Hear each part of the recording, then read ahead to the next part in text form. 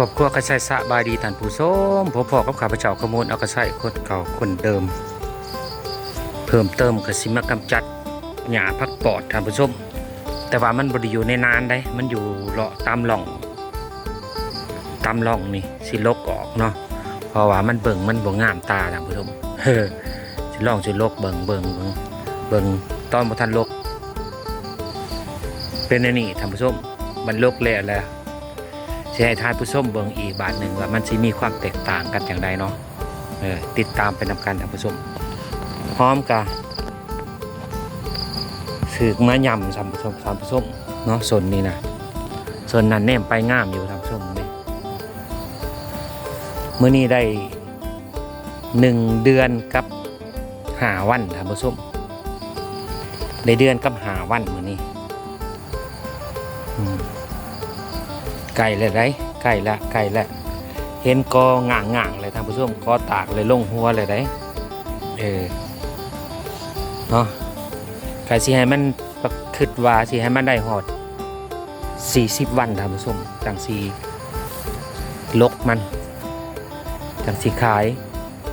เนาะคันได้40 วันในบางเถื่อกับมันก็สิได้น้ำหนักเนาะเพราะว่ามันก็เริ่มแก่ตัวแล้วเบิ่งดอกมะอึนะหลายท่านผู้ชมกับจัดหญ้าแล้วจังอันเสียนเก็บเบิ่งท่านผู้ชมโอ้ยหญ้านี่นะตามหลองหญ้าพักปอดพี่ลึกหลายเทหลายว่าท่านผู้ชม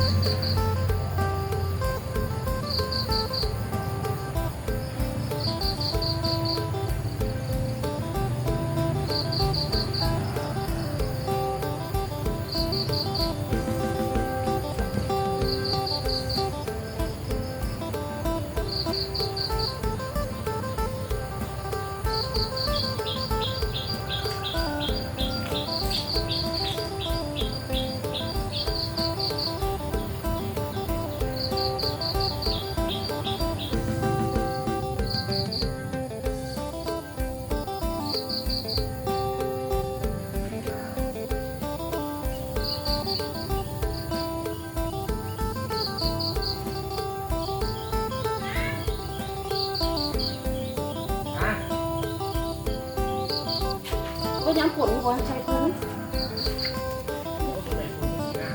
อะไร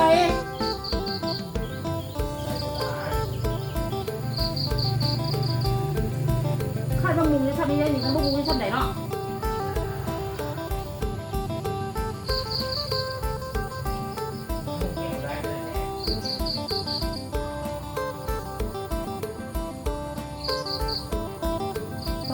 ไม่พอดีกว่ามาจะใส่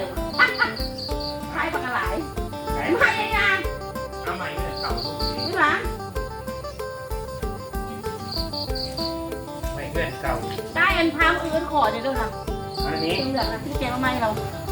เห็นความต่างว่าท่านผู้ชมหลังจากที่ลกซองลองกับโตบ่ทันได้ลกนี่มันก็ต่างกันท่านผู้ชมเด้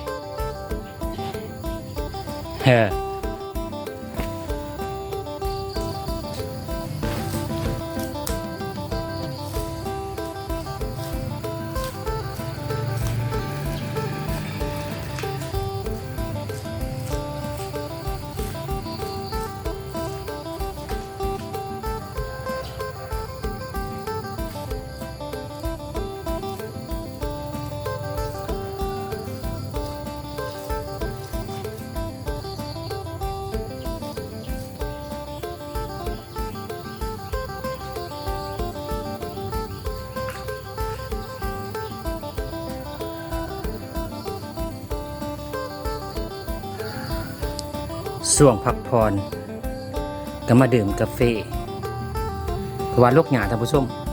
แล้วล่องพวกนี้แล้วยังพวกนั้น เนาะดื่มกาแฟฮ้อนๆแล้วจังไปสืบต่อให้มันแล้วท่านผู้ชมสิแล้วท่านผู้ชมยังล่องสุดท้ายไปนี่แล้วก็กลับมันก็ถือว่าจบเนาะถือว่าแล้วสำเร็จมีแต่กระบอกร้ายบอกอย่างเดียว